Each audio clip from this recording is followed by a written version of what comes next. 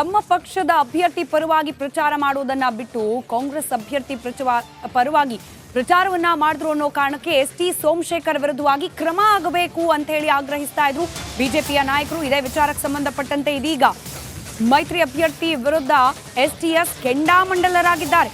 ಪರಿಷತ್ ಅಭ್ಯರ್ಥಿ ಎ.ಪಿ. ರಂಗನಾಥ್ ವಿರುದ್ಧ ಗರಂ ಆಗಿದ್ದಾರೆ. ನಮ್ಮ ವಿರುದ್ಧವೇ ಪ್ರಚಾರವನ್ನ ಮಾಡಿದವರು ರಂಗನಾಥ್, ನಮಗೇನು ಸ್ವಾಭಿಮಾನ ಇಲ್ವಾ? ಅಂತವರ ಪರವಾಗಿ ಮಾತನಾಡಬೇಕಾ? ಅಪಪ್ರಚಾರ ಮಾಡಿದವರ ಬಗ್ಗೆ ಕ್ಯಾಂಪೇನ್ ಮಾಡಬೇಕಾ ಅಂತ ಹೇಳಿ ತಮ್ಮ ನಿಲುವನ್ನ ಸಮರ್ಥಿಸಿಕೊಂಡು ಮಾತನಾಡಿದ್ದಾರೆ ಎಸ್.ಟಿ. ಸೋಮಶೇಖರ್. ಕಚೇರಿಗೆ ಬಂದು ಕಚೇರಿಯಲ್ಲಿ ನಮ್ಮ 17 ಗ್ರಾಮ ಪಂಚಾಯತಿ ಅಧ್ಯಕ್ಷರು, ಉಪಾಧ್ಯಕ್ಷರು ಮತ್ತು ಗ್ರಾಮ ಪಂಚಾಯತಿ ಸದಸ್ಯರು, 8 ಕಾರ್ಪೊರೇಷನ್ ವಾರ್ಡಿನ ಪ್ರಮುಖರುಗಳ ಸಭೆಯನ್ನು ಕರೆದಿದ್ದೆ. ಕುಡಿಯುವ ನೀರಿಗೆ ಸರ್ಕಾರದಿಂದ ಏನು ಬಿಡುಗಡೆ ಆಗಿದೆ, ಪಂಚಾಯತಿ, ಜಿಲ್ಲಾ ಪಂಚಾಯತಿ, ತಾಲೂಕ್ ಪಂಚಾಯತಿಯಿಂದ ಏನು ಬಿಡುಗಡೆ ಆಗಿದೆ ಅದನ್ನು ಮಾಹಿತಿ ಕೊಡ್ತಕ್ಕಂಥದ್ದಕ್ಕೆ ನಾನು ಸಭೆ ಕರೆದಿದ್ದೆ. ಸಭೆ ಮಾಡ್ತಾ ಇರ್ತಕ್ಕಂಥ ಸಂದರ್ಭದಲ್ಲಿ ನನ್ನ PA ಪುಟ್ಟಣ್ಣ ಫೋನ್ ಮಾಡಿದ್ದಾರೆ ಸರ್ ಅಂತ ಕೇಳಿದ್ರು. ನಿಮ್ಮ ಕಚೇರಿಗೆ ಬಂದು ತಮ್ಮನ್ನು ಭೇಟಿ ಮಾಡಬೇಕು ಅಂತಕ್ಕಂಥದ್ದನ್ನು ಅವರು ಬಯಕೆ ವ್ಯಕ್ತಪಡಿಸಿದ್ರು. ಶಾಸಕಾಂಗ ಕಚೇರಿಯಲ್ಲಿ ಇದ್ದೇನೆ, ಬನ್ನಿ ಸರ್ ಅಂತ ಹೇಳಿದೆ. ನಾನು 5 ಗಂಟೆಗೆ ಮೀಟಿಂಗ್ ಮಾಡ್ತಾನೆ ಇದ್ದೆ. ಅವರು 6:15, 6:45ಗೆ ಬಂದರು. ಅವರು ಕೂಡ ಆ ಲೀಡರ್ಸ್ ಎಲ್ಲಾನು ಅಪ್ರೋಚ್ ಮಾಡಿದ್ರು. ಅದ್ರಲ್ಲಿ ತಪ್ಪೇನಿದೆ? ತಪ್ಪೇನಿದೆ? ಮಾಡೋದಿಲ್ಲ. ಯಾಕೆ ಮಾಡಬೇಕು? ನನಗೆ ನನ್ನ ಎಲೆಕ್ಷನ್ನಲ್ಲಿ 24x7 ವಿರುದ್ಧ ಮಾಡವನೆ, ನನ್ನ ವಿರುದ್ಧ ಅಪಪ್ರಚಾರ ಮಾಡವನೆ, ಅಶ್ವಥ್ ನಾರಾಯಣ ವಿರುದ್ಧ ಅಪಪ್ರಚಾರ ಮಾಡವನೆ, BSP ಯಡಿಯೂರಪ್ಪನವ್ರ ವಿರುದ್ಧ ಅಪಪ್ರಚಾರ ಮಾಡವನೆ, ವಿಜೇಂದ್ರನ ಹತ್ರ ಅಪಪ್ರಚಾರ ಮಾಡವನೆ. ಇದೆಲ್ಲ ಅವನು ಮಾತಾಡಿರ್ತಕ್ಕಂಥದ್ದು ಎಲ್ಲ ವಿಡಿಯೋಗಳಿದೆ. ಅದನ್ನು ಕಳಿಸಿದ್ದೀನಿ, ಅಶ್ವಥ್ ನಾರಾಯಣಗೆ ಕಳಿಸಿದ್ದೀನಿ, ಹೇಳಿದ್ದೀನಿ ಎಷ್ಟೆಲ್ಲ ಕೆಟ್ಟ ಮಾತಾಡಿದ್ದಾನೆ ಅವನು. ಯಾಕೆ ನಾವು ಎಲೆಕ್ಷನ್ ಕ್ಯಾನ್ವಾಸ್ ಮಾಡಬೇಕು? BJP ಅಫಿಷಿಯಲ್ ಕ್ಯಾಂಡಿಡೇಟ್ ಆಗಿದ್ದರೆ ಯಾರ ಕೈಲಿ ಹೇಳ್ಸ್ಕೊಳ್ಬೇಕಾದಂಥ ನೆಸೆಸಿಟಿ ಇಲ್ಲ. ಆದ್ರೂ ಎಲೆಕ್ಷನ್ ಡಿಕ್ಲೇರ್ ಆಗಿ ಎಷ್ಟು ದಿವಸ ಆಯಿತು? ನನ್ನ ಕಾನ್ಸ್ಟಿಟ್ಯೂನ್ಸಿಲಿ BJP MLA MP ಅವರು ಎಲ್ಲ ಎಲೆಕ್ಷನ್ ಕ್ಯಾನ್ವಾಸ್ ಮಾಡಿದ್ದಾರೆ. ನನಗೊಂದು ಇಂಟಿಮೇಷನ್ ಇಲ್ಲ. ಈವನ್ BJP ಸಮ್ಮಿಶ್ರ ಸರ್ಕಾರದ ಅಭ್ಯರ್ಥಿ ಆದ್ರೂ ಕೂಡ ನನಗೆ ಯಾವತ್ತು ಬಂದು ನೀವು ಸಹಾಯ ಮಾಡಿ ಅಂತ ಕೇಳಲಿಲ್ಲ. ನೆನ್ನೆ ನಾನು ಮೀಟಿಂಗ್ ಮಾಡ್ತಾನ ಸಂದರ್ಭದಲ್ಲಿ ಬಂದರು, ಅಪ್ರೋಚ್ ಮಾಡಿದ್ರು, ಮಾಡಿ ಅಂತಂದ್ರೆ ತಪ್ಪೇನಿದೆ? What is wrong? ಯಾವುದಾರಾಗಲಿ ರೀ, ಪಾರ್ಟಿ ಕಟ್ಕೊಂಡೇನು ಒಳ್ಳೆ ಸುರೈತಲ್ಲ. ಇವ್ನು 24x ಸುಳ್ಳು ಅಪಪ್ರಚಾರ ಮಾಡಿ, ಡ್ಯಾಮೇಜ್ ಮಾಡಿ, ಎಲ್ಲ ಮಾಡಿ, ತೇಜೋವಧೆ ಮಾಡಿದವನಿಗೆ ಕ್ಯಾನ್ವಾಸ್ ಮಾಡ್ಬೇಕಾ ನಾವು ಸ್ವಾಭಿಮಾನ ಇಲ್ವ ನಮಗೆ?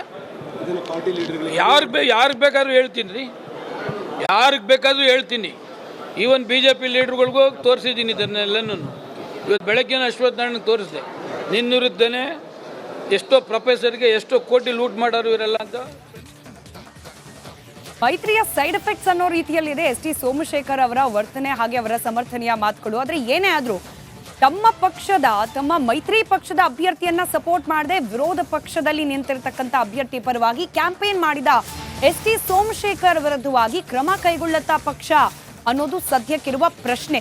ಸೋಮಶೇಖರ್ ಬಗ್ಗೆ ಬಿಜೆಪಿ ಪಕ್ಷದಲ್ಲಿ ಇದೀಗ ಗಂಭೀರ ಚಿಂತನೆ ಪ್ರಾರಂಭವಾಗಿದೆಯಂತೆ. ಪಕ್ಷ ವಿರೋಧಿ ಚಟುವಟಿಕೆ ನಡೆಸಿರುವ ಹಿನ್ನೆಲೆಯಲ್ಲಿ ನೋಟಿಸ್ ಕೂಡ ನೀಡೋ ಸಾಧ್ಯತೆ ಇದೆ. ಕಾಂಗ್ರೆಸ್ ಅಭ್ಯರ್ಥಿ ಪರ ಪ್ರಚಾರ ಮಾಡಿದ್ರು ಅನ್ನೋ ಆರೋಪ ಈಗ ಆಲ್ರೆಡಿ ಹೈಕಮಾಂಡ್ಗೆ ಪ್ರಚಾರದ ಫೋಟೋವನ್ನ ಕೂಡ ಕಳಿಸಿದ್ದಾರಂತೆ ರಾಜ್ಯ ಬಿಜೆಪಿ ಘಟಕದ ನಾಯಕರು. ಹೀಗಾಗಿ ಶಿಸ್ತು ಕ್ರಮ ಕೈಗೊಳ್ಳಲಿಕ್ಕೆ ಬಿಜೆಪಿ ಪಕ್ಷ ಮುಂದಾಗುತ್ತಾ ಅನ್ನೋದು ಸದ್ಯಕ್ಕಿರುವ ಪ್ರಶ್ನೆ.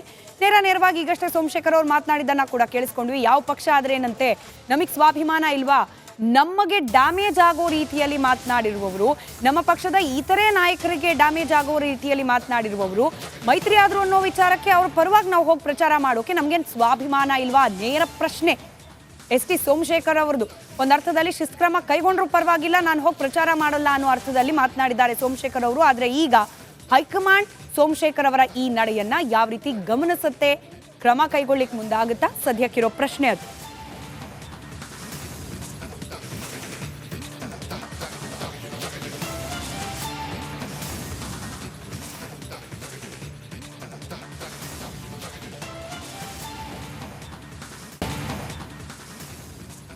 ಮತ್ತೊಂದು ಕಡೆ ಲೋಕಸಭಾ ಚುನಾವಣೆ ಬೆರಳೆಣಿಕೆ ದಿನಗಳು, ತಿಂಗಳುಗಳು ಬಾಕಿ ಇರುವ ಸಂದರ್ಭದಲ್ಲೇ ಶಾಮನೂರು ಶಿವಶಂಕರಪ್ಪನವರು ವೀರಶೈವ ಲಿಂಗಾಯತ ಸಮುದಾಯಕ್ಕೆ ಸಂಬಂಧಪಟ್ಟ ಹಿರಿಯ ನಾಯಕರು ಕಾಂಗ್ರೆಸ್ನಲ್ಲಿದ್ದಾರೆ. ಹಾಲಿ ಸದ್ಯಕ್ಕೆ ಇವರು ಸಿಡಿಸಿರುವ ಪತ್ರದ ಬಾಂಬ್ ಭಾರಿ ಚರ್ಚೆಗೆ ಗ್ರಾಸವಾಗ್ತಾ ಇದೆ. ರಾಜ್ಯಸಭೆ ಹಾಗೆ ಲೋಕಸಭೆ ಟಿಕೆಟ್ ವಿಚಾರವಾಗಿ ಪತ್ರ ಬರೆದಿದ್ದಾರೆ. ಪತ್ರ ಬರೆದಿದ್ದಾರೆ. ಕೇವಲ ತಮ್ಮ ಪಕ್ಷದ ನಾಯಕರಿಗೆ ಮಲ್ಲಿಕಾರ್ಜುನ್ ಖರ್ಗೆ ಅವರಿಗೆ ಮಾತ್ರ ಬರೆದಿದ್ದರೆ ಸುದ್ದಿ ಆಗ್ತಿರ್ಲಿಲ್ಲ. ಬದಲಾಗಿ ಬಿಜೆಪಿ ಅಧ್ಯಕ್ಷರು ಜೆಪಿ ನಡ್ಡಾ ಅವರಿಗೂ ಕೂಡ ಪತ್ರ ಬರೆದಿದ್ದಾರೆ ಶಾಮನೂರು ಶಿವಶಂಕರಪ್ಪನವರು. ಹೀಗಾಗಿ ತೀವ್ರ ಚರ್ಚೆಗೆ ಗ್ರಾಸವಾಗಿದೆ ಶಾಮನೂರು ಶಿವಶಂಕರಪ್ಪನವರ ಪತ್ರ. ಎಐಸಿಸಿ ಅಧ್ಯಕ್ಷರಿಗೆ ಪತ್ರದಲ್ಲಿ ಪರೋಕ್ಷವಾಗಿ ಎಚ್ಚರಿಕೆ ನೀಡಿದ್ದಾರೆ. ಬಿಜೆಪಿ ರಾಷ್ಟ್ರೀಯ ಅಧ್ಯಕ್ಷರಿಗೆ ಪತ್ರದಲ್ಲಿ ಅಭಿನಂದನೆ ಸಲ್ಲಿಸಿದ್ದಾರೆ. ಇದು ಸದ್ಯಕ್ಕೆ ಕ್ವೆಶ್ಚನ್ ಮಾರ್ಕ್ ಆಗಿದೆ. ಕಾಂಗ್ರೆಸ್ನಿಂದ ವೀರಶೈವ ಲಿಂಗಾಯತರನ್ನ ಕಡೆಗಣನೆ ಮಾಡಲಾಗ್ತಾ ಇದೆ. ಬಿಜೆಪಿ ವೀರಶೈವ ಲಿಂಗಾಯತರಿಗೆ ಪ್ರಾಮುಖ್ಯತೆ ನೀಡ್ತಾ ಇದೆ ಅಂತ ಹೇಳಿ ಪತ್ರದ ಮೂಲಕ ಮತ್ತೊಂದು ಬಾಂಬ್ ಸಿಡಿಸಿದ್ದಾರೆ ಶಾಮನೂರು ಶಿವಶಂಕರಪ್ಪನವರು. ಮಲ್ಲಿಕಾರ್ಜುನ್ ಖರ್ಗೆ ಹಾಗೆ ಜೆಪಿ ನಡ್ಡಾ ಇಬ್ಬರಿಗೂ ಕೂಡ ಪ್ರತ್ಯೇಕವಾಗಿ ಪತ್ರ ಬರೆದಿದ್ದಾರೆ ಶಾಮನೂರು ಶಿವಶಂಕರಪ್ಪನವರು. ಮಲ್ಲಿಕಾರ್ಜುನ್ ಖರ್ಗೆ ಅವರಿಗೆ ಬರೆದಿರುವ ಪತ್ರದಲ್ಲಿ ಕಾಂಗ್ರೆಸ್ ಪಕ್ಷದಲ್ಲಿ ವೀರಶೈವ ಲಿಂಗಾಯತರಿಗೆ ಸರಿಯಾದ ಸ್ಥಾನಮಾನವನ್ನ ನೀಡ್ತಾ ಇಲ್ಲ. ರಾಜ್ಯಸಭೆ ಲೋಕಸಭೆ ಟಿಕೆಟ್ ಹಂಚಿಕೆ ಸಂದರ್ಭದಲ್ಲಿ ವೀರಶೈವ ಲಿಂಗಾಯತ ಸಮುದಾಯವನ್ನ ಪ್ರತಿನಿಧಿಸುವವರಿಗೇನೆ ಹೆಚ್ಚಿನ ಮಣಿಯನ್ನ ನೀಡಬೇಕು ಅಂತ ಹೇಳಿ ಎಚ್ಚರಿಕೆಯ ಸಂದೇಶವನ್ನ ರವಾನೆ ಮಾಡಿದ್ರೆ, ಇತ್ತ ಜೆಪಿ ನಡ್ಡಾ ಅವರಿಗೆ ಬರೆದಿರುವ ಪತ್ರದಲ್ಲಿ ಬಿಜೆಪಿಯ ನಿಲುವನ್ನ ಶ್ಲಾಘಿಸಿ ಅಭಿನಂದಿಸಿ ಪತ್ರವನ್ನ ಬರೆದಿದ್ದಾರೆ. ಬಿಜೆಪಿಯಲ್ಲಿ ಸರಿಯಾಗಿ ಸ್ಥಾನಮಾನ ನೀಡಲಾಗ್ತಿದೆ ಅನ್ನೋ ಅರ್ಥದಲ್ಲಿ ಬರೆದಿರುವ ಪತ್ರ.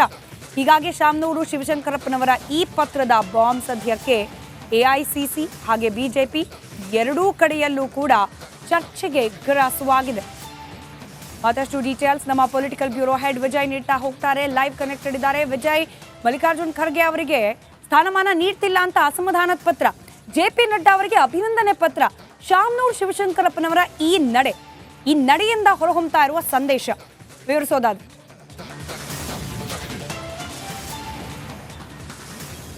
ಸ್ಮಿತಾ, ಕಾಂಗ್ರೆಸ್ನಲ್ಲಿ ಅಗ್ರಗಣ್ಯ ಲಿಂಗಾಯತ ನಾಯಕ ಮತ್ತು ಹಿರಿಯ ನಾಯಕ ಶಾಮನೂರು ಶಿವಶಂಕರಪ್ಪ ಅವರು ಬರೆದಿರುವಂತಹ ಪತ್ರ ರಾಜಕೀಯ ವಲಯದಲ್ಲಿ ಸಂಚಲನಕ್ಕೆ ಕಾರಣ ಆಗಿರುವಂಥದ್ದು. ಅಂದ್ರೆ ರಾಜ್ಯಸಭೆಗೆ ಸಂಬಂಧಪಟ್ಟಂತೆ ಪತ್ರ ಏನೋ ಒಂದು ರಾಜ್ಯಸಭೆ ಕೊಡಬೇಕು, ಪ್ರಾತಿನಿಧ್ಯ ಕೊಡಬೇಕಂತ ಪತ್ರ ಬರೆಯೋದ್ರಲ್ಲಿ ತಪ್ಪಿಲ್ಲ. ಮಲ್ಲಿಕಾರ್ಜುನ್ ಖರ್ಗೆ ಪತ್ರ ಬರೆದಿದ್ದಾರೆ ಸಹಜವಾಗಿ. ಅದೇ ಜೆಪಿ ನಡ್ಡಾ ಪತ್ರ ಬರೆದಿದ್ರು ಕೂಡ ಅದು ಅಷ್ಟೊಂದು ಚರ್ಚೆಗೆ ಗ್ರಾಸ ಆಗ್ತಾ ಇರಲಿಲ್ಲ. ಕೇವಲ ರಾಜ್ಯಸಭಾ ಸ್ಥಾನ ಸಂಬಂಧಪಟ್ಟ ಲಿಂಗಾಯತ ಕೊಡಿ ಅಂತ ಮಾತ್ರ ಕೇಳಿದ್ರೆ ಅದು ಚರ್ಚೆಗೆ ಗ್ರಾಸ ಆಗ್ತಾ ಇರಲಿಲ್ಲ, ಜೊತೆಗೆ ರಾಜಕೀಯ ಸಂಚಲನಕ್ಕೆ ಗ್ರಾಸ ಆಗ್ತಾ ಇರಲಿಲ್ಲ. ಅದ್ರಲ್ಲಿ ಒಂದು ಲೈನ್ ಅನ್ನ ಹೇಳಿರುವಂತದ್ದು ಏನನ್ನ, ಪ್ರಾತಿನಿಧ್ಯ ಬಿಜೆಪಿಯಲ್ಲಿ ಲಿಂಗಾಯತರಿಗೆ ಪ್ರಾತಿನಿಧ್ಯ ಕೊಡಲಾಗ್ತಾ ಇದೆ. ಲೈಕ್ ಬಸವರಾಜ ಬೊಮ್ಮಾಯಿ, ಯಡಿಯೂರಪ್ಪ ಮತ್ತು ಜಗದೀಶ್ ಶೆಟ್ಟರ್ ಅಂತ ಹೆಸರೇನು ಮೆನ್ಷನ್ ಮಾಡಿದ್ದಾರೆ. ಅದು ಕಾಂಗ್ರೆಸ್ನಲ್ಲಿ ಮುಖ್ಯಮಂತ್ರಿ ಸಿಎಂ ಸಂಬಂಧಪಟ್ಟ ಲಿಂಗಾಯತ ಸಿಎಂ ಅನ್ನೋ ಸಂಬಂಧಪಟ್ಟಂತೆ ಒಂದು ಸಂದೇಶವನ್ನ ರವಾನೆ ಮಾಡಿರುವಂತದ್ದು. ಬಿಜೆಪಿಯಲ್ಲಿ ಲಿಂಗಾಯತನ ಸಿಎಂ ಮಾಡಿದ್ದಾರೆ, ಕಾಂಗ್ರೆಸ್ನಲ್ಲಿ ಮಾಡಿಲ್ಲ ಅಂತ ನೇರವಾಗಿ ಕಾಂಗ್ರೆಸ್ಗೆ ಚಾಟಿಯನ್ನ ಬೀಸಿರುವಂತದ್ದು. ಅದು ಕಾಂಗ್ರೆಸ್ನಲ್ಲಿ ಸಂಚಲನಕ್ಕೆ ಕಾರಣ ಆಗಿರುವಂತದ್ದು, ರಾಜಕೀಯವಾಗಿ ಒಂದಷ್ಟು ಸಂಚಲನಕ್ಕೆ ಕಾರಣ ಆಗಿರುವಂತದ್ದು. ಯಾಕೆ ರಾಜಕೀಯವಾಗಿ ಸಂಚಲನಕ್ಕೆ ಕಾರಣ ಅಂತಂದ್ರೆ ಸ್ಮಿತಾ, ಈ ಹಿಂದೆ ಬಹಿರಂಗವಾಗಿ ಶಿವಮೊಗ್ಗದಲ್ಲಿ ಸಂಸದ ರಾಘವೇಂದ್ರ ಅವರನ್ನ ಗೆಲ್ಲಿಸಬೇಕು ಅಂತ ಇದೇ ಶಾಮನೂರು ಶಿವಶಂಕರಪ್ಪ ಅವರು ಬಹಿರಂಗವಾಗಿ ಹೇಳಿಕೆ ಕೊಟ್ಟರು. ಅದಾದ ಬಳಿಕ ಈಗ ಬಹಿರಂಗವಾಗಿ ಪತ್ರ ಬರೆದು ಅದು ಬಿಜೆಪಿ ರಾಷ್ಟ್ರೀಯ ಅಧ್ಯಕ್ಷರಿಗೆ ಕಾಂಗ್ರೆಸ್ನಲ್ಲಿ ಲಿಂಗಾಯತರಿಗೆ ಸ್ಥಾನಮಾನ ಸಿಗ್ತಾ ಇಲ್ಲ ಅಂತ ಪರೋಕ್ಷವಾಗಿ ಸಂದೇಶ ರವಾನೆ ಮಾಡಿರುವಂತದ್ದು, ಬಿಜೆಪಿನ ಹೊಗಳಿರುವಂತದ್ದೇನಿದೆ ಅದು ಸಾಕಷ್ಟು ಕಾಂಗ್ರೆಸ್ನಲ್ಲಿ ಒಂದು ನಾನಾ ರೀತಿಯ ಚರ್ಚೆಗೆ ಕಾರಣ ಆಗಿರುವಂತದ್ದು. ಒಂದೊಂದು ಸತ್ಯ, ಯಾಕಂದ್ರೆ ಶಾಮನೂರು ಶಿವಶಂಕರಪ್ಪ ಅವರು ಕಾಂಗ್ರೆಸ್ನಲ್ಲಿ ಲಿಂಗಾಯತ ಪ್ರಮುಖ ನಾಯಕರು ಮತ್ತು ಅಖಿಲ ವೀರಶೈವ ಮಹಾಸಭಾದ ರಾಷ್ಟ್ರೀಯ ಅಧ್ಯಕ್ಷರು. ಇದು ಒಂದು ಸಮುದಾಯದವನ್ನ ಕೂಡ ಒಂದು ರೀತಿಯಲ್ಲಿ ರಾಜಕೀಯವಾಗಿ ನಿರ್ಣಯ ತೆಗೆದುಕೊಳ್ಳುವಂತಹ ಹೇಳಿಕೆಯನ್ನ ಅಥವಾ ಈ ರೀತಿ ಪತ್ರದ ಮೂಲಕ ಬರೆದಿರುವಂತ ಹಿನ್ನೆಲೆಯಲ್ಲಿ ಒಂದು ಸಂದೇಶವನ್ನು ರವಾನೆ ಮಾಡುವಂಥದ್ದು, ಇದು ರಾಜಕೀಯವಾಗಿ ಒಂದಷ್ಟು ಸಂಚಲನಕ್ಕೆ ಕಾರಣ ಆಗಿರುವಂಥದ್ದು. ಮತ್ತು ಮುಂದಿನ ಲೋಕಸಭಾ ಚುನಾವಣೆ ಜೊತೆಗೆ ಮುಂದೆ ರಾಜಕೀಯವಾಗಿ ಶಾಮನೂರು ಶಿವಶಂಕರಪ್ಪ ಅವರ ಹೇಳಿಕೆ ಏನಿದೆ, ಅವರ ಅಭಿಮತ ಏನಿದೆ, ಅಭಿಪ್ರಾಯ, ಅದು ನಾನಾ ರೀತಿಯ ರಾಜಕೀಯ ತಿರುವುಗಳನ್ನು ತೆಗೆದುಕೊಳ್ಳುವಂತಹ ಎಲ್ಲಾ ಸಾಧ್ಯತೆ ಇರುವಂಥದ್ದು. ಆ ರೀತಿ ದಾರಿ ಒಂದು ರೀತಿಯಲ್ಲಿ ಕ್ರಿಯೇಟ್ ಆಗ್ತಾ ಇರುವಂಥದ್ದು ಸ್ಮಿತಾ. ರೈಟ್, ಧನ್ಯವಾದ ವಿಜಯ್ ಮಾಹಿತಿಗಾಗಿ. ನೋಡಿ, ನಮ್ಮ ಪೊಲಿಟಿಕಲ್ ಬ್ಯೂರೋ ಹೆಡ್ ವಿಜಯ್ ಹೇಳ್ತಿದ್ರು, ಶಾಮನೂರು ಶಿವಶಂಕರಪ್ಪನವರು ಬರೆದಿರುವ ಪತ್ರ ಸಹಜವಾಗಿ ರಾಜಕೀಯ ರಂಗದಲ್ಲಿ ಹೊಸದೊಂದು ರೀತಿಯ ಚರ್ಚೆಗೆ ಗ್ರಾಸವಾಗುತ್ತೆ ಅಂತ ಹೇಳಿ, ಆ ಚರ್ಚೆಗೆ ಗ್ರಾಸವಾಗುವ ಸಾಧ್ಯತೆ ಇದೀಗ ರಿಜ್ವಾನ್ ಅರ್ಷದ್ ಅವರು ನೀಡಿರುವ ಹೇಳಿಕೆಯಿಂದ ಕೂಡ ಹೊರಬರ್ತಾ ಇದೆ. ಶಾಮನೂರು ಶಿವಶಂಕರಪ್ಪನವರು ಬರೆದಿರುವ ಪತ್ರದ ವಿಚಾರಕ್ಕೆ ಸಂಬಂಧಪಟ್ಟಂತೆಯೇ ರಿಜ್ವಾನ್ ಅರ್ಷದ್ ಕೂಡ ಇದೀಗ ರಿಯಾಕ್ಟ್ ಮಾಡಿದ್ದಾರೆ. ನಮ್ಮ ಪಕ್ಷದ